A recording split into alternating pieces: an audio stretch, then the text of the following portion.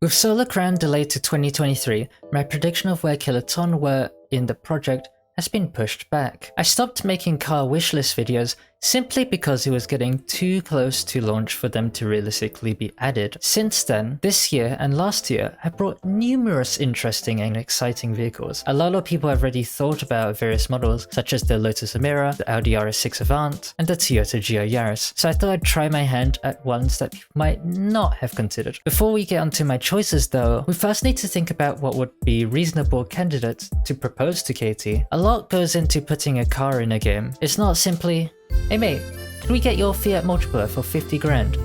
No. The car needs to be approved by various people around the studio. It needs to be licensed. It needs to be sourced. They have to build the model. They have to record sounds from the car and a few more things on top. Essentially, what that means is that it's a decently sized project to get a singular car in the game. So it has to be something available to source in good time, well before testing. For this, let's estimate that TDU will release in the summer to autumn of next year, just so that we have something to use. Please do not use this as confirmed. Given the scale of the project for a AA studio, marketing and testing will probably take a good half year together. So then we really only have the 7 months left of 2022 to play with. The only reasonable candidates, in my opinion, would be cars that have already released to the public as of making this video, May 2022. Secondly, they have to be desirable. For KT to be adding cars at this point in time, they'd need to see the community really want it. So if there's something you like or thought of another great contender,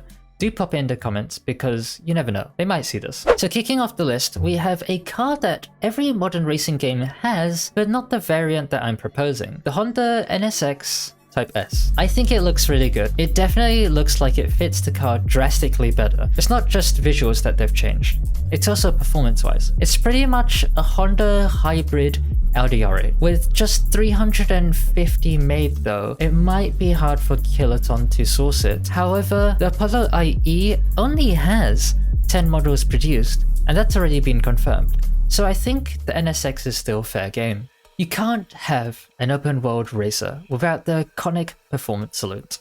The M3, the RS4, and the C63. A good reason to pick a set of cars in game is that they provide good competition for each other. However, in recent times, Audi stopped producing the saloon RS4 and RS6, opting to only produce the estates. Surprisingly though, this only got people more interested in having Audis, since performance estates are still uncommon to see in games. Whilst BMW has only teased an M3 estate, Mercedes-Benz is already making a performance C-Class estate.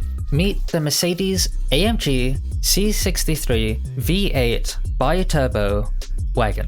It's pretty much what you expect. It's a modern C63 with an extra bit on the back. In fact, it's really comparable to the Audi RS4. Seeing these two together and ripping up Route 4 on Hong Kong Island just like it's a normal day on the Autobahn would be glorious. Imagine the seafront views, all of your mates in the back, and cruising at 200 kilometers an hour. Genuinely think this is a car that deserves a bit more attention, since like I said, we're probably getting an Audi RS4 or RS6, so it'd be nice to have something that could actually give it competition. Now coming from the United Kingdom and totally not India, the Jaguar F-Type R Convertible would be something I'd love to see. I'll be honest with you, it's not the most popular sports car in the world, even here. However, the facelift F-Type is a nice universal, stylish sports car. You could easily see this being in the hands of either clan. Personally, I'd rather have the Convertible. Like I said, it's not an immensely popular car, so having it as somewhat of an equivalent for the LC500 but faster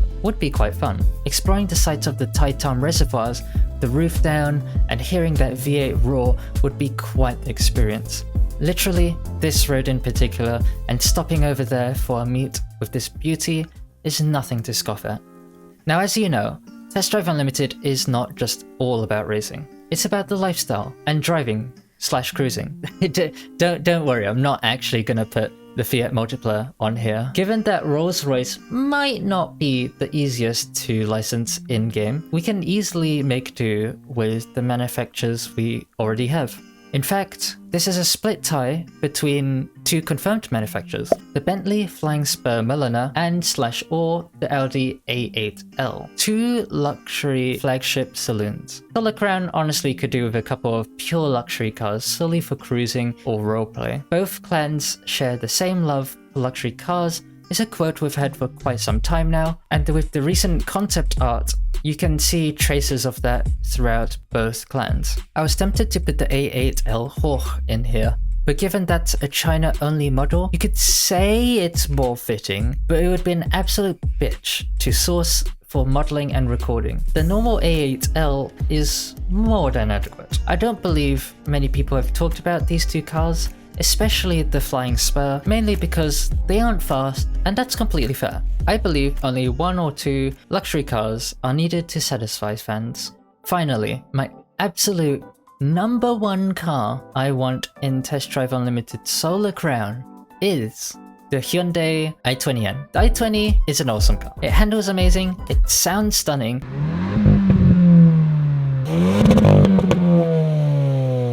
looks pretty, and is decently quick.